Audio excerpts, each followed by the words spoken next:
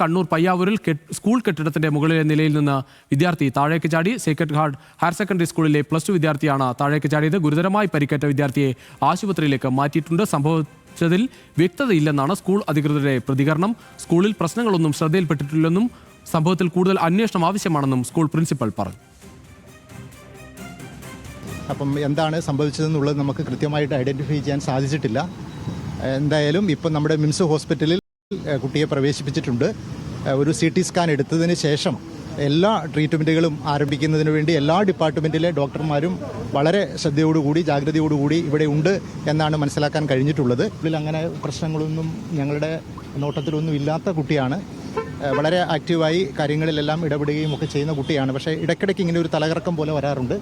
അപ്പോൾ അത് വീട്ടിൽ വിളിച്ച് അന്വേഷിച്ചപ്പോൾ ഇടയ്ക്ക് ഇങ്ങനെ വരുന്നതാണ്. കുഴപ്പമില്ല, ചെറുപ്പത്തിൽ എന്തോ ഹാർട്ടുമായി ബന്ധപ്പെട്ട എന്തോ ചെറിയ പ്രശ്നങ്ങളുണ്ട്. ഇപ്പം മരുന്നും കാര്യങ്ങളൊന്നുമില്ല, എല്ലാം ഓക്കെ ആണെന്ന് പറയും. ഒരു 10 മിനിറ്റ് കുട്ടി റെസ്റ്റ് ചെയ്യും, പിന്നെ ക്ലാസ്സിലേക്ക് പോകും. അത്രയേ ഉള്ളൂ. വേറെ മറ്റ് വിഷയങ്ങളൊന്നും നമ്മുടെ ശ്രദ്ധയിൽപ്പെട്ടിട്ടുമില്ല.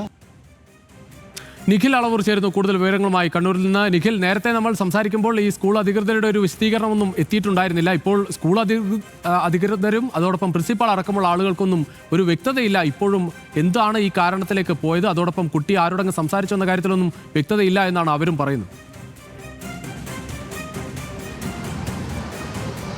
തീർച്ചയായും രുചീഷ്, ഇക്കാര്യത്തിൽ 2 കാര്യങ്ങളാണ് ഇപ്പോൾ നമുക്ക് പുതിയതായി നൽകാനുള്ളത്. ഒന്ന്, സ്കൂൾ അധികൃതരുടെ ഈ ഒരു പ്രതികരണമാണ്. അതായത് ഇന്ന് രാവിലെ 8:15 കൂടി കുട്ടി അവിടെ എത്തുന്നു. ഈ +2 പരീക്ഷകളുടെ വാർഷിക പരീക്ഷകളുടെ ഭാഗമായുള്ള മോഡൽ പ്രാക്ടിക്കൽ പരീക്ഷകളാണ് ഇന്ന് നടന്നിരുന്നത്. 8:30 കൂടിയായിരുന്നു പരീക്ഷകൾ ആരംഭിക്കേണ്ടിയിരുന്നത്. കുട്ടി ഏകദേശം 3 കിലോമീറ്ററോളം വീട്ടിൽ നിന്ന് നടന്നാണ് സ്കൂളിലേക്ക് എത്താറുള്ളത്. അങ്ങനെ നടന്നു വന്ന് കുട്ടി ഒരു 8:15 കൂടി സ്കൂളിലെത്തുന്നു. സ്കൂളിലെത്തിയ ഉടൻ തന്നെ കുട്ടി നേരെ ഈ കെട്ടിടത്തിൻ്റെ ഏറ്റവും മുകളിൽ, അതായത് 3ാമത്തെ നിലയിലേക്ക് കയറി പോവുകയായിരുന്നു എന്നതാണ് ഇപ്പോൾ അവർക്ക് മനസ്സിലാക്കാൻ സാധിക്കുന്നത്. പിന്നീട് കുട്ടി താഴേക്ക് വീഴുന്നതാണ് മറ്റു കുട്ടികൾ കണ്ടത് എന്നുകൂടി പറയുന്നുണ്ട്. ഇതിൽ പോലീസിൻ്റെ ഭാഗത്ത് നിന്ന് നമുക്കിപ്പോൾ ലഭ്യമാകുന്ന ഒരു വേർഷൻ കൂടി ഉണ്ട്. ഈ കുട്ടിയുടെ അമ്മ വിദേശത്ത് പോകാനുള്ള ചില തയ്യാറെടുപ്പുകൾ നടത്തുന്നുണ്ടായിരുന്നു എന്നതാണ് മനസ്സിലാക്കുന്നത്. അങ്ങനെ അതുമായി ബന്ധപ്പെട്ട് കുട്ടിക്ക് ചെറിയ രീതിയിലുള്ള മാനസിക സമ്മർദ്ദങ്ങളൊക്കെ ഉണ്ടായിരുന്നു എന്നൊരു സംശയം, അത്തരത്തിലൊരു സൂചന കൂടി പോലീസിന് ലഭിച്ചിട്ടുണ്ട്. അക്കാര്യങ്ങൾ കൂടി പോലീസ് പരിശോധിച്ച് വരികയാണ്. അങ്ങനെ ഒരു വിവരം ഏതായാലും പോലീസിനുണ്ട് എന്നതുകൂടിയാണ് മറ്റൊരു പുതിയ കാര്യമായി ഉള്ളത്. ഏതായാലും കണ്ണൂരിലെ സ്വകാര്യ ആശുപത്രിയിൽ കുട്ടി ചികിത്സയിൽ തുടരുകയാണ്. അപകടനില തരണം ചെയ്തു എന്നതാണ് നമുക്കിപ്പോൾ ആശ്വാസകരമായ ഒരു വിവരം എന്ന രീതിയിൽ നമുക്ക് മനസ്സിലാക്കാൻ കഴിയുന്നത്. കുട്ടി വിളിക്കുമ്പോഴൊക്കെ അധ്യാപകരും ഒപ്പം തന്നെ സഹപാഠികളും ഒക്കെ വിളിച്ചപ്പോഴൊക്കെ പ്രതികരിക്കുന്നുണ്ടായിരുന്നു എന്നതാണ് പ്രിൻസിപ്പളും കുട്ടിയുടെ ക്ലാസ് ടീച്ചറും ഒക്കെ പറയുന്നത്. ഏതായാലും പോലീസ് വിശദമായി തന്നെ കാര്യങ്ങൾ അന്വേഷിക്കുന്നുണ്ട്. അധ്യാപകരുടെ ഭാഗത്തു നിന്നുള്ള വിശദീകരണം സ്കൂളിൻ്റെ പ്രിൻസിപ്പൽ തന്നെ പറയുന്നത് ഇക്കാര്യത്തിൽ മറ്റൊരു സംശയിക്കേണ്ട കാര്യമില്ല. കാരണം ഈ കുട്ടി പഠന വിഷയങ്ങളിലും ഒപ്പം തന്നെ പാഠ്യേതര വിഷയങ്ങളിലും വലിയ മികവ് പുലർത്തിയിരുന്ന കുട്ടിയാണ്.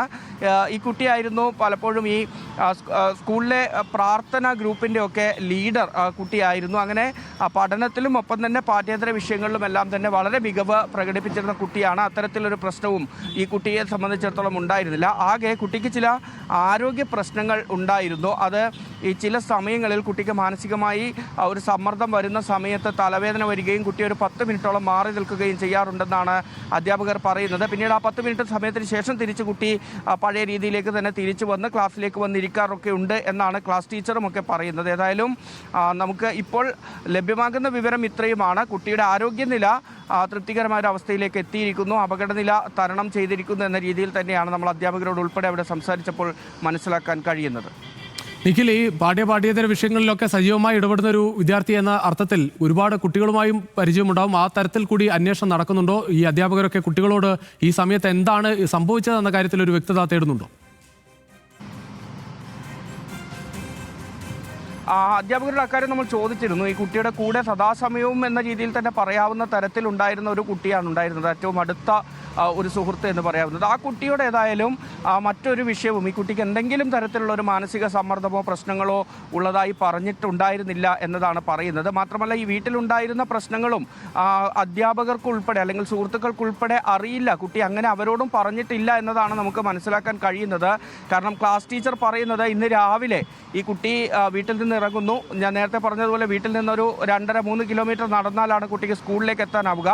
അങ്ങനെ ഇറങ്ങുന്ന സമയത്ത് കുട്ടിയുടെ അമ്മ കുട്ടിക്ക് ഭക്ഷണമൊക്കെ ഉണ്ടാക്കി കൊടുത്ത് അതിനുശേഷം ഈ റബ്ബർ ടാപ്പിങ്ങിന് ശേഷം അതിൻ്റെ പാലെടുക്കുന്നതിന് വേണ്ടി പോയിരുന്നു. അപ്പോൾ ആ സമയത്ത് അമ്മ അങ്ങനെ പോകുമ്പോൾ ഞാൻ പോവുകയാണ് എന്ന് അമ്മയോട് യാത്ര പറഞ്ഞ് വീട്ടിൽ നിന്ന് ഇറങ്ങി എന്നതാണ് വീട്ടുകാർ അധ്യാപകരോട് പറഞ്ഞത് എന്നാണ് ക്ലാസ് ടീച്ചർ പറയുന്നത്. അപ്പോൾ വീട്ടിൽ നിന്ന് ഇറങ്ങുന്ന സമയത്തും കുട്ടി അങ്ങനെ ഏതെങ്കിലും തരത്തിലുള്ള ഒരു മാനസിക സമ്മർദ്ദത്തിൻ്റെ പ്രശ്നങ്ങളൊന്നും പറഞ്ഞിരുന്നില്ല എന്നതാണ് അത്തരത്തിൽ നമുക്ക് മനസ്സിലാക്കാൻ സാധിക്കുന്നത്. ഈ രുചിഷ് ചോദിച്ച കാര്യത്തിൽ സുഹൃത്തുക്കളോടൊന്നും അങ്ങനെ കുട്ടി ഏതെങ്കിലും ഒരു സമ്മർദ്ദത്തെക്കുറിച്ച് സംസാരിച്ചതായുള്ള വിവരം നമുക്ക് ഏതായാലും ഇപ്പോഴില്ല. നിഖിൽ.